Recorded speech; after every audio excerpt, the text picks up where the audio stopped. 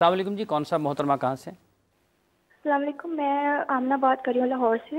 میرا ایک جی سوال ہے کہ میں ڈرامہ سے آنے والی کمائی جو ہوتی ہے وہ حلال ہوتی ہے؟ کیونکہ میں پروڈکشن ٹیم میں ہوتی ہوں اور ڈرامہ بننے میں میرا ایک پارٹ ہوتا ہے، میں اسکرین پہ نہیں آتی، تو کیا وہ کمائی میرے لیے حلال ہوگی؟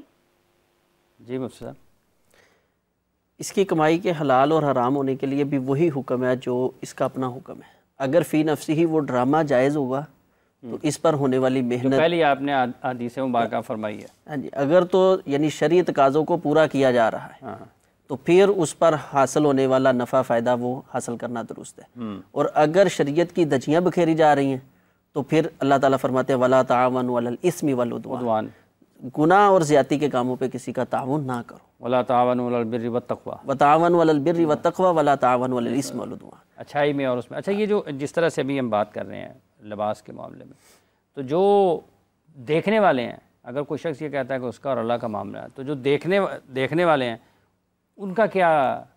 پہلے تو یہ میرا اور اللہ کا معاملہ ہے، یہ حکم کس نے دیا ہے؟ کسی عالم نے دیا ہے کہ اپنے سطر کو چھپائے؟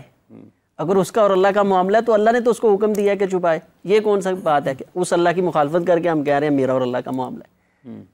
یہ تو دو رخی ہو گئی نا۔ ایک طرف ہم اپنے مطلب کے لیے اللہ اور میرا معاملہ ہے، جب کہتے ہیں اللہ کا حکم ہے تو پھر ہم اس چیز کو کہتے ہیں نہیں جی یہ ہم اس کو اچھا نہیں کرتے، یا ہم مناسب نہیں ہے، یا آپ میرے پہ بلا وجہ سختی کرتے ہیں۔ ہم کون ہوتے ہیں کسی پر حاکم ہونے والے؟ ہم اللہ کا حکم آپ کو بتا رہے ہیں۔ تو جب اگر تو آپ اپنی بات میں سچے ہیں کہ میرا اور اللہ کا معاملہ ہے، تو پھر تو انما کان قول المؤمنین اذا دعوا الی اللہ ورسولہ لیحکم بینہم ان یقولوا سمعنا واطعنا۔ مومن کا کردار تو یہ ہے جو اللہ کو مانتا ہے میرا اور اللہ کا معاملہ ہے، وہ تو سننے کے بعد کہتا ہے میں مانتا ہوں، وہ آگے سے ہل و جت نہیں کرتا۔ اگر اللہ کا اور بندے کا معاملہ اور بندہ اس بات میں سچا ہے تو پھر میں تو یہ کہتا ہوں کہ وہ بندہ کبھی دوسری بات نہیں کرے گا، وہ کہے گا میرے رب کا حکم ہے تو میں مانتا ہوں، میں اس کو تسلیم کرتا ہوں۔ ٹھیک ہے، قرآن مجید فرقان حمید میں جہاں پر اللہ تعالیٰ نے فرمایا کنتم خیر امت اخرجت للناس تأمرون بالمعروف وتنہون عن المنکر، مفہوم آیت یہ ہے کہ تم بہترین امت ہو۔ اب اس بہتری کا معیار بھی خالق کائنات نے خود ہی ارشاد فرما دیا کہ ذمہ داریاں ہیں تمہاری۔ حضور نبی کریم صلی اللہ علیہ وآلہ وسلم یقینی حتمی طور پر آخری نبی ہیں۔ آپ صلی اللہ علیہ وآلہ وسلم کے بعد نبوت کا دروازہ ہمیشہ کے لیے بند ہو چکا، تا صبح قیامت کوئی نبی تشریف نہیں لائے گا۔ اب جو نبیوں والا کام تھا نا، برائی سے منع کرنا، نیکی کا حکم دینا، یہ اس امت کے ہر فرد کی ذمہ داری ہے بالعموم، اور بالخصوص علماء کی ذمہ داری ہے کہ جو اس منصب کے اوپر فائز ہیں۔ اگر کوئی بندہ کہتا ہے جی جو کرتا ہے کوئی کرتا رہنے دو، کسی کو روکنے کی کیا ضرورت ہے، کسی کو ٹوکنے کی کیا ضرورت ہے، ہمیں کیا ضرورت ہے، کوئی جاتا ہے جہنم میں جائے، تو بھائی اس امت کا جو مقصد تھا اس کو فوت کر دیا۔ رسول اللہ صلی اللہ علیہ وآلہ وسلم نے اللہ تعالیٰ کا پیغام صحابہ کرام علیہم رضوان کو دے دیا، آپ رضی اللہ تعالی عنہم نے وہ پیغام آگے پہنچا دیا، ڈیلیور کر دیا، ہمارے تک وہ پیغام پہنچ چکا ہے۔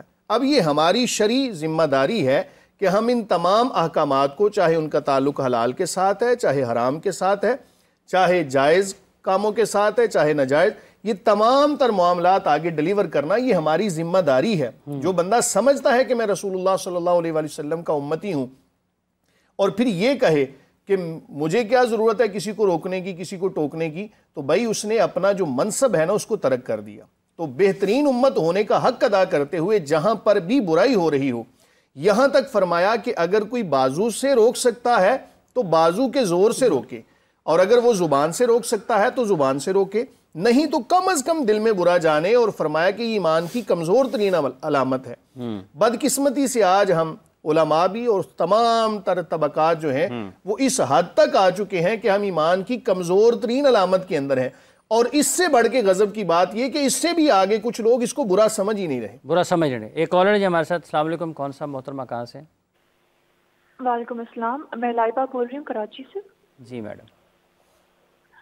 جی میرا سوال یہ ہے کہ میں جرنلزم کی اسٹوڈنٹ ہوں، تو مجھے ریسرچ کرنی پڑتی ہے کانٹینٹ کے لیے، تو اکثر ڈاکیومنٹریز دیکھنی پڑتی ہیں، یوزلی تو صحیح ہوتی ہیں بٹ کچھ میں بہت obscene اور ولگر سینس بھی آ جاتے ہیں، لیکن میں ریسرچ پرپز انفارمیشن پرپز کے لیے دیکھ رہی ہوں، تو کیا یہ جائز ہے؟ ٹھیک ہے جی مفتی صاحب، سوال دہرائیں۔ کچھ نامناسب مناظر دیکھنے کو ملتے ہیں، تحقیق چونکہ صحافت پڑھ رہی ہیں تو اپنے پیپرز تیار کرنے کے لیے، کچھ اس کا مواد اکٹھا کرنے کے لیے، کچھ ویڈیوز ڈاکومنٹریز دیکھنا پڑتے ہیں، تو کچھ مواد اس میں ٹھیک ہوتا ہے، کچھ نہیں ہوتا۔ یہ تعلیم کی حد تک یعنی ان کے کیا مقاصد ہیں، یہ تو مقاصد کے بعد اس چیز کا تعین ہوگا۔ اگر تو یعنی وہ لازمی حصہ ہیں اور اس کے ساتھ پھر وہ بڑھ کر کام کرنا چاہتی ہیں آگے، اور وہ ایک سببی چیز درمیان میں داخل ہو چکی ہے، تو اللہ تعالیٰ فرماتے الا من اکرہ وقلبہ مطمئن بالایمان۔ اکراہ کی صورت اور ہوتی ہے، اس کو وہ اکراہ پر محمول کر کے اگر وہ دیکھتی ہیں، اپنی اسٹڈی کو جاری کرتی ہیں، اور وہ معاملات اور ان کا عزم ہے کہ جو اس شعبے میں اب خرابیاں آ چکی ہیں، آگے بڑھ کر میں اس کی اصلاح کروں گی، تو یہ بہترین طریقہ ہے۔ اور اس چیز کو وہ برا ہی جانے دل سے کہ یہ چیز بری ہے۔ جیسے مثال کے طور پر ایک ڈاکٹر کو آپریٹ کرنا پڑتا ہے، اس وقت بعض اوقات مریضہ کا سطر بھی کھولنا پڑتا ہے، یا لیڈی ڈاکٹر ہے اس کو مرد کا سطر دیکھنا پڑ سکتا ہے، تو یہ ایک اضطراری صورت ہے۔ تو اضطرار کے احکام جو ہیں وہ الگ ہوتے ہیں، اور اس کو اضطرار سمجھ کر ہی وہ اضطرار کے احکامات الگ ہیں وہ سب۔ جی، جہاں تک اضطرار کا تعلق ہے نا، جو آیت پڑھی گئی اس کے اندر ہے الا من اکرہ وقلبہ مطمئن بالایمان، وہاں پر سمجھ لیں کہ جان بچانا مقصود ہے۔ اس آیت کو وہاں پر تو نہیں بیان کیا جا سکتا، ہاں یہ حدیث پڑھی جا سکتی ہے انما الاعمال بالنیات وانما لکل امرئ ما نوی، او کما قال، کہ اعمال کا دار و مدار نیتوں پر ہے، اور ہر شخص کے لیے وہی ہے کہ جس کی اس نے نیت کی۔ یہ نہیں کہا جا سکتا کہ اس وجہ سے یہ چیزیں حلال ہو جائیں گی، بہرحال جو چیز غلط ہے وہ غلط ہی ہوگی۔ اتنا ہے کہ اگر تو آپ کی ضرورت پوری ہو سکتی ہے یہ ڈاکومنٹری دیکھنے کے علاوہ کسی اور ذرائع سے، تو آپ اپنی اس ضرورت کو وہاں سے پورا کریں، لیکن اگر کوئی اور رستہ ہی نہیں بچا تو پھر بادل ناخواستہ اس کو دیکھا جائے گا۔ اگر دیکھنا ہی پڑ گیا تو بادل ناخواستہ، لیکن اس چیز کو جائز نہیں کہا جائے گا۔ یہ نہیں کہہ سکیں گے کہ یہ چیز جائز ہوگی۔ جو چیز دیکھیں جہاں پر ہے نا، جہاں پر ڈاکٹر نے جان بچانی ہے، وہاں پہ ایک شخص کی جان بچانا مقصود ہے۔ یہاں پر نہ تو ہمارے ہاں مسئلہ یہ ہے کہ مجبوری کا لفظ جو ہے نا، یہ ہر جو اپنی خواہش پوری کرنے کے لیے بھی نا مجبوری کا لفظ استعمال کر لیا جاتا ہے۔ اضطرار اور لفظ مجبوری کا مطلب یہ ہے کہ جب ایک ہی جانب رجوع کیا جا سکتا ہو، دوسری جانب ختم ہی ہو جائے، تب اس کو کہا جائے گا مجبوری۔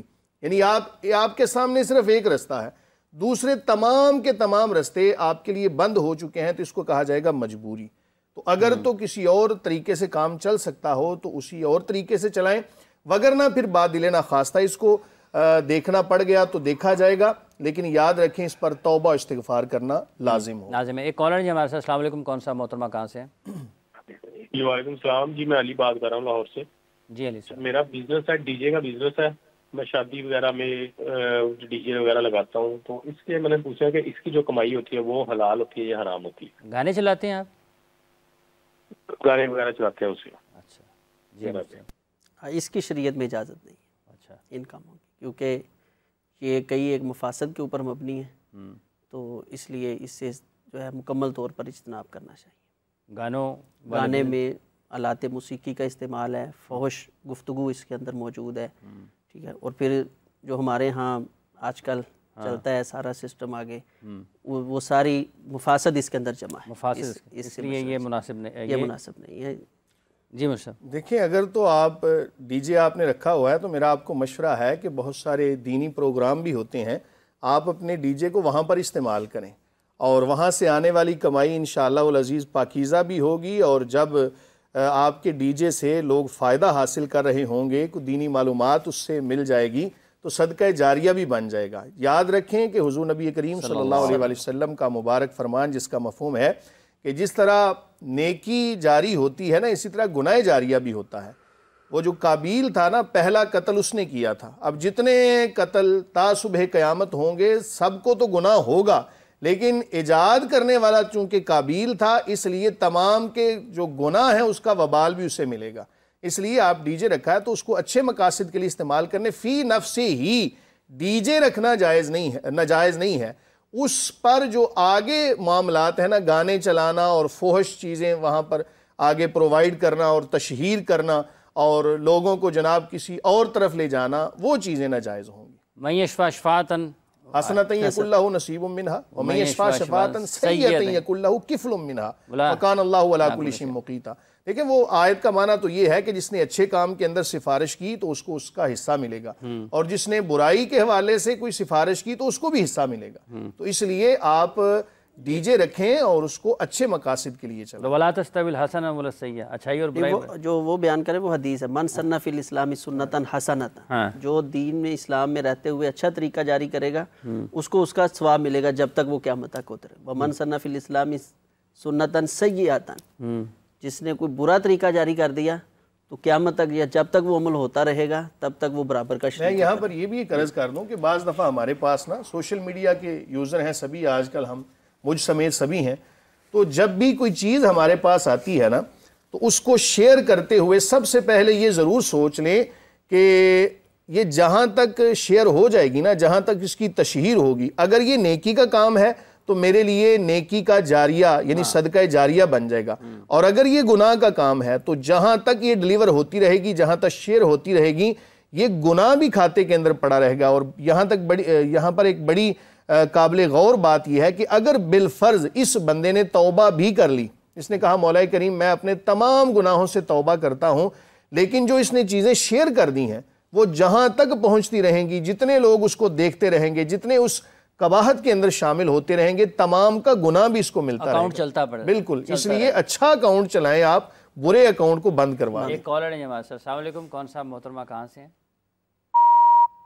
لائن ڈراپ ہو گئی جی مصطفیٰ کچھ فرما رہے، آپ کچھ کہنے لگے تھے؟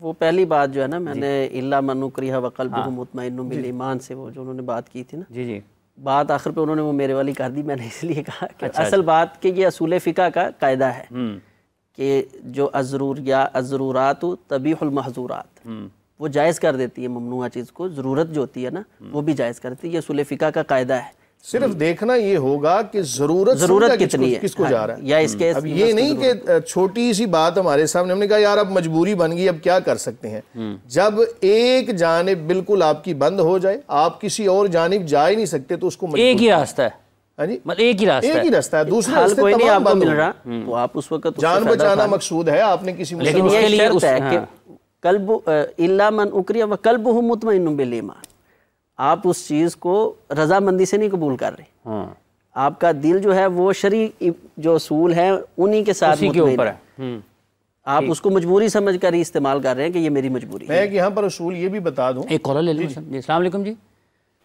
ہیلو السلام علیکم۔ وعلیکم السلام جی میڈم میں سارا بات کر رہی ہوں لاہور سے۔ فرمائیے۔ جی میرا سوال تھوڑا ہٹ کے ہے کہ یہ جو ہم ناولس پڑھتے ہیں ان میں رومانٹک ناولس بھی ہوتے ہیں، کیا اگر یہ پڑھنا یہ کیا گناہ کے زمرے میں آتا ہے کیا نہیں؟ ٹھیک ہے جی مفتی صاحب۔ دیکھیں بالکل گناہ کے زمرے میں آتا ہے، اس میں کوئی دو رائے نہیں ہے۔ سب سے پہلے تو وقت کا ضیاع، اور پھر رومانٹک، آپ کا لفظ جو ہے نا میں اس پہ حیران ہوں کہ لفظ بھی آپ کے سامنے ہے رومانٹک ناول، اس کے باوجود آپ اس کے اندر کنفیوژن کا شکار ہیں، یہ تو بہت عجیب بات ہوگی کہ ایک تو ہے کہ وقت کے ضیاع کے حوالے سے کوئی کام کرنا وہ بھی غلط ہے۔ قرآن مجید فرقان حمید میں ارشاد باری تعالیٰ قد افلح المؤمنون الذین هم فی صلاتہم خاشعون والذین هم عن اللغو معرضون، کہ وہ لغویات سے اجتناب کرنے والے ہیں۔